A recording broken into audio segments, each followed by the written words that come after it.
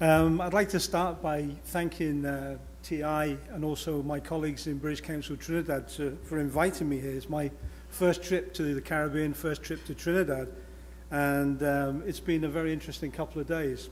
Over those 2 days, we've met a number of people from a variety of your anti-corruption institutions, and I'd like to thank them as well for the open and interesting discussions we've had regarding where you're going in Trinidad.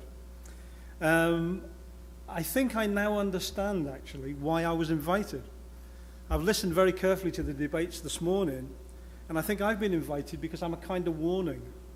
I'm a warning, and my topic is a warning, about what happens when you get leadership without integrity. And what I'm going to talk about is the current state of the anti-corruption struggle in Nigeria and some of the issues that we've been trying to deal with over the last 10 or 12 years. Before I do that, I'd like to just add a small kind of disclaimer to allay some fears. I am firmly committed to Nigeria. I'm married to a Nigerian. I have 2 children born in Nigeria. I see myself living in Nigeria in the long term. So this is not a smart-ass white man coming in and telling people what they're doing wrong. It comes from a commitment to the struggle that we're working on. What I'd like to do first is say something about Nigeria, the background, particularly about the economic background, and something about the corruption background around oil. Because without understanding that, I think it's difficult to understand the situation that we have at the moment in Nigeria. Nigeria is Africa's largest economy, but with a population of 170 million people, one would expect that. What its more characteristic feature is, I think, is that it has perhaps the highest level of inequality that I've ever seen anywhere in the world. In terms of the population, the general population, more than 80%, according to some calculations and some statistics, live on less than $2 a day. At the same time, over 30% of the population are in absolute poverty, living on less than $1 a day. Against that background, Nigeria has, in the ranking of private planes, 7 of the top 10 owners of private planes in the whole of the African continent. Now, that's a crude characterization, but it gives you a flavor of the vast disparity of wealth and income that currently exists. Now, why does it exist in this form? Well, you could argue that it's precisely because of the nature of oil. Oil accounts for 75% of all government revenue. It accounts for 95% of all export earnings. And in Nigeria, the 36 states in the federation and the more than 770 local government authorities all rely on the federal government for money to actually fund their activities and to undertake everything that they do. It's not untypical for a state in Nigeria to be reliant from 90 to 95% on federal government money. In other words, it's money that's not generated inside the state. It's not value that's generated in the domestic economy. It's simply a transfer of resources from the center, all based upon oil. Now, this is the classic conditions for the resource curse. This is the classic conditions where the economy doesn't diversify. It remains wholly rooted to its basic commodity. It has an overvalued currency that doesn't encourage people to produce and sell overseas. And also, and I think this is perhaps the key thing about the resource curse, it also leaves a situation where there's really no control over government because nobody really cares. People aren't paying taxation on the basis of their income. All that's happening is the resources are being transferred to government, and people, in a sense, are quite happy to sit back from government and allow it to continue in the way that it does. Going back to your rankings that our colleague was talking about this morning in terms of the Caribbean, Nigeria holds the place of 136 in the TI index. Frankly, those of us who live and work in Nigeria think this is an overrating of Nigeria, but we'll leave aside the methodological issues that we would point to, but you can see it's clearly in a very difficult situation. When it comes to oil and the opportunities for corruption, I think it's safe to say that at every single point in the production process of oil, there is the opportunity for corrupt activity. The allocation of oil blocks, in other words, giving out the plots where oil exploration is going to take place, has the most stringent regulations you could possibly imagine. Of course, none of them are applied.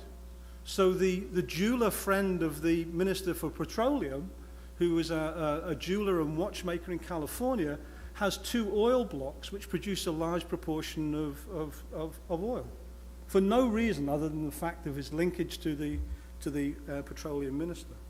If you look at the process of actually producing the oil, bunkering and oil theft is now running somewhere between, and it's difficult to calculate accurately because nobody really knows, somewhere between 100,000 and 400,000 barrels of oil per day is being stolen. And if that oil is being stolen, it's being transformed and transported through illicit means. The export and re-import of petroleum products is a huge way in which people can make corrupt gains. Nigeria can only, at the moment, refine something like 10% of its petroleum needs. So oil, if you can imagine, is lifted out of the ground, put on ships, taken overseas, transformed in petroleum, and then re-imported, often by the same people who transported it out in the first place. To make it even crazier, well, although it has a logic to it, the government also subsidizes this process so that the people in Nigeria pay less for the oil than the importers are bringing it in at. Now, the opportunities for corrupt activity around this process, around the subsidy process, are enormous. The cases, when some of the market manipulation and some of the subsidy cases were found out, they were put into investigation.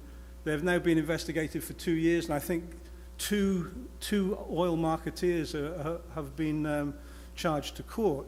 Needless to say, the 2 of them are 2 people who are responsible for the most minor part of the process. Yet, bunkering, market manipulation continue to see oil money disappear. When it comes to the bureaucracy itself, our former central bank chairman suggested last year that $40 billion had not been remitted from the oil, the Nigerian petroleum company, had not been remitted to the central bank. He was slapped down by the chairman of the organization and by the oil petroleum minister, and he was told, it's not 40 billion, it's only 20 billion. Oh, well, that's all right then, it's not too bad. He was actually in the news last night still making the same claim. The government are claiming it's all a bureaucratic error, but clearly money is disappearing through the bureaucracy itself. Finally, at the allocation level to the states, to the federal level, to the local governments, at every level, the control over the process of actually distributing the funds that come from the central federal government accounts is subject to theft and manipulation and straightforward looting by the states. The estimates of how much has been stolen in the period from 1960 to 1999, that's from independence to the end of military rule, is something like $400 billion. You know, $400 billion builds a lot of schools, a lot of hospitals, and a lot of roads. It also buys a lot of houses in Paris, in London. It buys private jets, it buys cars, and so on and so forth. But that's the approximate estimate. We don't know how much has been stolen. It's actually impossible to tell. But it's certainly of that order of magnitude. And that's up to 15 years ago. Since the end of military rule, corruption, if anything, has probably accelerated. Now, what are we doing? Why are we working there? And what are we doing in terms of corruption work? In terms of our anti-corruption programming, the British Council has been working in Nigeria on anti-corruption since 2005. The previous program that I ran, we did some work on corruption. It wasn't really well thought through. It was an add-on by our funders, DFID. They wanted us to do something on corruption. They wanted the British government, through its development agency, to be seen to be taking corruption seriously. And we spent about £500,000 working on corruption activities. There's a point here in the slide talking about training of the EFCC recruits. The EFCC is the Economic and Financial Crime Commission, mainly the main anti-corruption agency in Nigeria.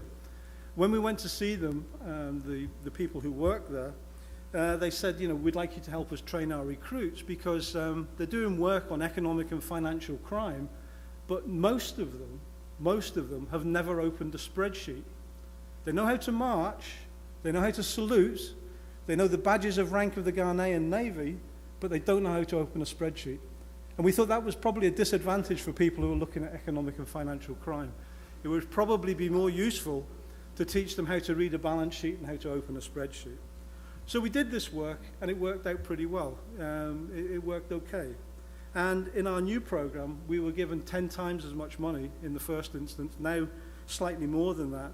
We're up to about £12 million that we're spending on anti-corruption activities. I'd like to just say something about the current program, the J4A program that I'm running at the moment. I'm not going to go into the details of all of these slides. They are in your pack if you want to read them. Can we have the whole slide, yeah? The main theme that runs through the new program is the question of impunity. And it's something that I've heard mentioned a couple of times since I've been here over the last couple of days. For us, the question of impunity and the role of the rule of law is absolutely central to everything we're doing. Whether it's community policing, whether it's working with traditional justice systems, or working with the anti-corruption agencies. Until we can begin to address impunity, and whether it's the impunity of the man who beats his wife and knows that he can beat her every day because nobody will do anything, or it's the impunity of the governor who steals from the treasury of his state, until we begin to address impunity, nothing will change. There will be no development, there will be no rule of law, there will be no progress. So in our program now, what we're trying to do is we're trying to actually address this question of impunity in all of the sectors. We are very much led by our Nigerian colleagues in the sense that what we try and do is pick reform elements within all of the different institutions and support them. We're not going with a blueprint and saying, you know, if you want to do anti-corruption work, do it like the British. What we're saying to our colleagues in the Nigerian institutions is you tell us how we can support you to move things forward. How can you and ourselves partner in order to make change? Change what? Well, in the anti-corruption sector, when we went and we had a look at the characteristics of the sector, it was very clear that there were very deep structural problems in terms of what was being done. The legislation was, well, it was either out of date or it was contradictory or it overlapped. The agencies themselves had no, and the government itself had no strategy at the federal level. There was about 22 different agencies who had some kind of role in corruption, none of whom, by the way, talked to each other, but they were all supposed to be working on corruption issues. And in particular, there was real problems with the Financial Intelligence Unit. The Financial Intelligence Unit, unlike the unit that you have here, was embedded in one of the anti-corruption agencies. And you might not be surprised to learn that that anti-corruption agency dealt with financial intelligence in a completely corrupt manner. It refused to pass it on to the people who needed it and actually suppressed information that it didn't want to see the light of day. So we had real problems with the sector itself. When we came to the agencies were just as difficult. The anti-corruption agencies themselves had misleading mandates. They basically had great jealousy and territorial strife with one another. They had no strategic plans. They had no data. Somebody mentioned this earlier on today. If you want to visit a data-free zone, come to Nigeria. There's whole swathes of economic and justice activity where there is literally no data. And the anti-corruption agencies were amongst them. But of particular problematic with the agency was the role of investigative skills and prosecutorial skills. The investigators didn't know how to investigate. I'm not overstating this. They really didn't know what they were doing in terms of anti-corruption work. The prosecutors, well, they knew something about prosecution, but not really in corruption cases. In fact, there was no link between the investigators and the prosecutors until the point where the investigators handed the file to the prosecutors. They walked away and the prosecutors walked away. And the consequence was badly prepared cases, badly investigated cases, that even if they did get to court, were thrown out. In other words, this was a deeply dysfunctional system. And it was a dysfunctional system trying to control corruption against the background of even broader problems with corruption. We had problems with the judiciary. Cases would go into court and lay in court for anything. You know, I laugh. I hear people say, oh, yes, you know, we have a very slow judiciary. It takes 7 years for a case to get through courts. 7 years we call fast track. You know, it's not unusual for cases in the Nigerian courts, certainly over the last 4 or 5 years, to be in court, particularly around land matters and corruption around land matters, lasting for anything up to 20 years. In fact, the one famous case that we were involved with was only resolved when all of the parties involved in the case died, which is not the way to resolve the case, really, but there you are. Not only the problems in the courts, we had problems also with the CSO sector. You know, we had a whole host of fledgling CSO organizations who were keen to work on anti-corruption matters, either directly or in terms of keeping a kind of oversight on the anti-corruption agencies, but were often competing with one another, had poorly developed skills, had very low capacity. Now, all of this is underpinned in Nigeria by a deep cultural ambivalence about corruption. You know, I was listening again this morning to somebody saying about how do you define corruption? Well, in a context like Nigeria, it's particularly difficult because it actually begins to butt up against social practices which have very deep historical, very deep emotional roots for people. You know, people do look after each other. They do look after their families. So when people get government jobs, families expect people to look after them. They expect to be given the contracts. They expect, not because it's a sign of moving towards a corrupt and enriching life, but it's because it's something that's expected in the culture and in the heritage of people. And it's something very deep that's very hard to break. All of this, and I think this is the most important thing, all of this is underpinned by a complete absence of political will to even address the ambivalence, you know, to begin to open a debate about what it means, and also an absence of political will to really dig into the problems that lie at the bottom of the sector. So what did we do? You know, we're there with our £15 million and our goodwill and our good intentions, I should say, and our collaborators in the different institutions. What did we do? Well, we moved and worked in the sector. We did a whole series of things. I won't go through them, but we did a whole series of things in terms of trying to change the architecture, trying to you know, get the institutions to work together. I heard you saying, somebody saying this morning about legislation. We actually taught legislative drafting to members of the Ministry of Justice so they could then go and draft the legislation that was necessary to contain the problems of corruption. We worked with the media, we worked with the CSOs, trying to bring them together in coalitions, trying to strengthen them by giving them capacity building, and we tried to move the sector forward. With the agencies, we had, I think, some quite considerable success. With the agencies, we brought in trainers, we brought in people who were able to really rethink the whole of the investigative process. We worked on prosecutorial skills. We brought in people from both Nigeria, older judges, for example, to mentor prosecutors so that prosecutors were actually taught about what judges were looking for in terms of how cases should be presented. We introduced standardized work tools so that the prosecutors could work well. And we worked extensively on prevention activities. On the slide here, you'll see it in the pack, mention of something called the ACTUs. This is anti-corruption technical units, which are embedded in a whole series of public agencies in the ministries, departments, and agencies of government, which were really trying to pick up the vulnerabilities to corruption. It's almost like an early warning system that can try and begin to address some of these things. Now, has it worked? Well, I'm happy to say that the people who fund our program tell me that they're happy with what we're doing and it's worked. So, you know, we'll take that as a positive to start off with. Yeah? The agencies have now got strategic plans in place. They are more proactive than they were before. The work improvement tools are being used. We've got better investigative and prosecution skills. We know this from the survey work we've done amongst judges. We know this from the cases that are moving forward. We've got better intelligence exchanges. We've got M&E systems that actually produce data. You know, the 4 major anti-corruption agencies now produce regular quarterly data, which is reliable. And that's partially because we've assisted and trained the staff to do this.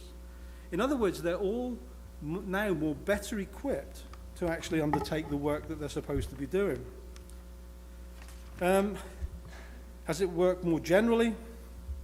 Well, I would argue across the sector, with more anti-corruption technical units, we've actually seen increased citizen awareness. Our perception studies in different parts of Nigeria are showing that people are now more aware that the penalties and the potential risk of getting caught undertaking corrupt practice is becoming stronger. We've actually got some of the legislation passed. The NFIU, the Nigerian Financial Intelligence Unit, is now going to be independent. We are now moving to greater information exchange between the agencies. So it's worked. But it's worked in a very particular way. And this, I think, is the big risk and the big thing one has to understand about corruption. And that is that corruption is not just a technical question about the function of the system. We have now a greater number of prosecutions. But if you look at the prosecutions, there's not a single big person who's been prosecuted. We are prosecuting local government chiefs, and they're being fined 250,000 naira, which is about £4,000, $6,000, however you want to work it out. That's not really the point. These small fish are not really the issue. We have recorded increases in the assets recovered. You know, as the process of corruption, what we're trying to do is seize the assets back.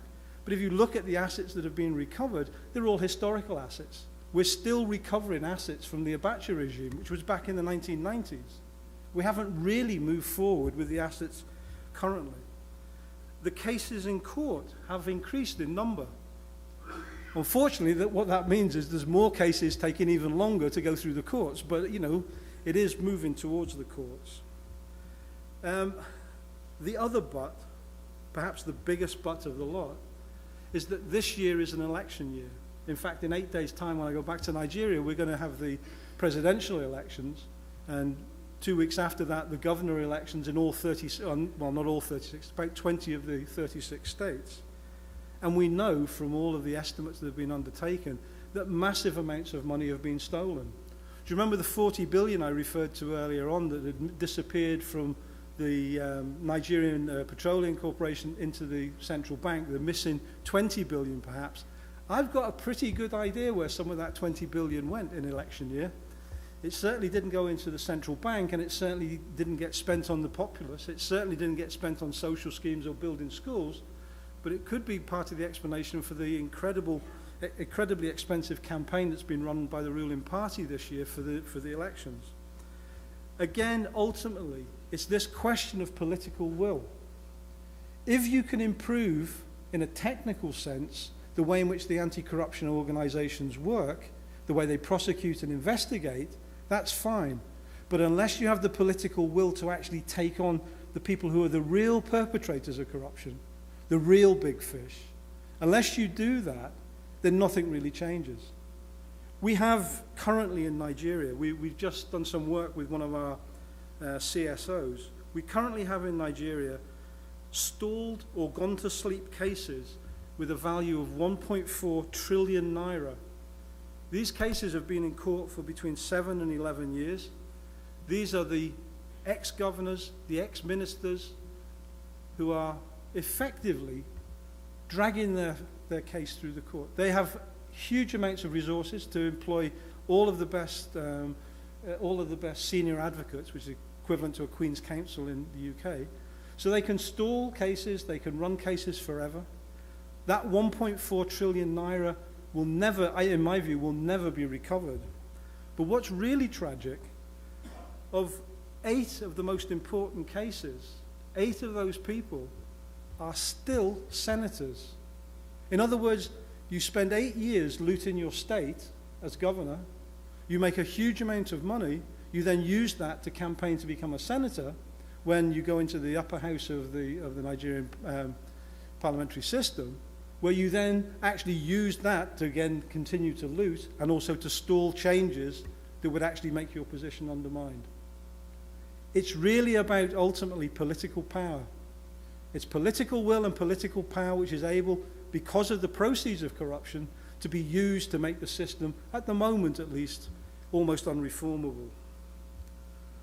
Finally, one final comment. I said there's an election coming up, and there's a lot of weight being put on the opposition. The opposition leader, General Buhari, is a former military dictator of Nigeria who has seen the democratic light. There was a bush burning somewhere on the way home, and he's become a Democrat. But many of us are quite optimistic because he has around him a group of people who are quite reform-minded and have worked. Actually, some have worked with our program, and we're quite optimistic about this. When I saw him speak in London in Chatham House the other week, and up until that point, we thought that he was going to be tough on corruption. This was going to be his big strategy. And he said, there'll be no witch hunting of corrupt people, which you think, well, okay, we can maybe understand that. What we'll do is, he said, we will continue the cases that are in court. So we heaved a sigh of relief. The cases that I talked about, the 1.4 trillion naira, they would be pursued to the end. And then he said, and when we finish them, we're going to grant pardons to everybody. The political settlement is such that the opposition leader doesn't feel confident enough to campaign on a true anti-corruption platform. He's campaigning and he's saying that in the future there'll be a line drawn in the sand and anything happens after he's been elected, then the wrath of the courts will come down on people, but everything that's gone before will be forgotten. Now that to me was, I think, one of the saddest statements around this election. It's been a very sad election campaign anyway, but that was probably one of the saddest moments. That effectively what he's saying to all of those people who were involved in the 400 billion I spoke about earlier, and the rest, are being told, it's fine, keep it. On that note, I think I shall finish. Thank you. Have I got